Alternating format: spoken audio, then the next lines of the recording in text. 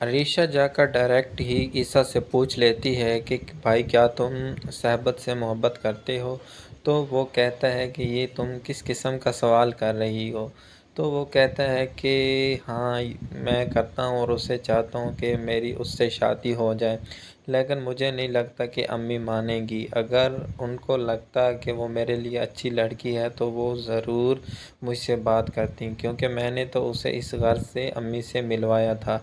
लेकिन अब अम्मी चुप हैं तो मैं क्या कर सकती हूँ। तो अरीशा कहती है कि मैं अम्मी से बात करती हूँ और उसे कहती हूँ कि भाई के लिए सहबत बहुत अच्छी लड़की है और हमें उसे अपनाना चाहिए। तो इस पर ईसा कहता है कि चलो बात करके देख लो, लेकिन लगता नहीं है कि अब इतना जल्दी हो सके, क्योंकि उसका तो निकाह हो रहा है, वो अब किस तरह से शादी करेंगे।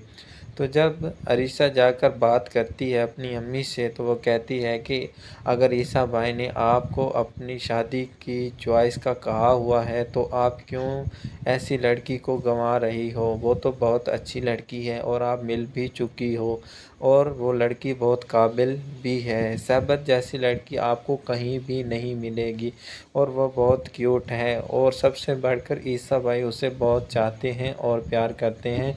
तो मम्मी प्लीज़ आप मान जाएं। सहबत खुद आती है अपनी शादी का इनविटेशन देने के लिए और ईसा से बात करती है, लेकिन ईसा उससे किसी तरह भी प्रपोज़ नहीं करता, क्योंकि उसने अपनी माँ से परमिशन नहीं ली है। लेकिन उसका बहुत दिल होता है कि काश ये एक बार भी कह देता कि सहबत मैं तुमसे प्यार करता हूँ, तो मैं भी घर वालों से बात करती कि मुझे वहाँ शादी नहीं करनी और ईसा से शादी करनी है। लेकिन अब तो ईसा खामोश है। इस पर सहबत भी मजबूर हो जाती है और वे बेचारी बहुत ही सैड होती है कि ईसा उसे क्यों नहीं प्रपोज़ कर रहा। उधर तो ईसा की माँ उसके प्यार की दुश्मन बन के बैठी होती है और वो नहीं चाहती कि इनकी आपस में शादी हो ताकि वो इस घर पर राज करें। लेकिन ईसा भी बहुत ही कॉन्फिडेंट है और वो इस मामले में कोई भी बात नहीं करता। लेकिन जब अरीशा सहबत के बारे में बात करती है तो वो कहती है कि उस लड़की की तो शादी होने वाली है और अगर हम जाकर ये बात करते हैं तो इस तरह से अच्छा नहीं लगता। उसका निकाह हो रहा है और कार्ड भी छप चुके हैं।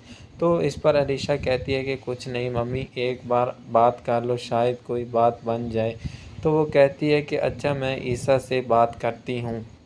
तो ईसा कहते हैं कि अम्मी अब बहुत देर हो चुकी है, शायद हमारा ज़िंदगी में एक होना नामुमकिन था, और अब तो ये बात सहबत को भी मालूम हो चुकी है। वो मुझसे मिलने आई थी और वो चाहती थी कि मैं उसे प्रपोज़ करूं, लेकिन आपकी परमिशन के बगैर मैं ऐसा कैसे कर सकता था।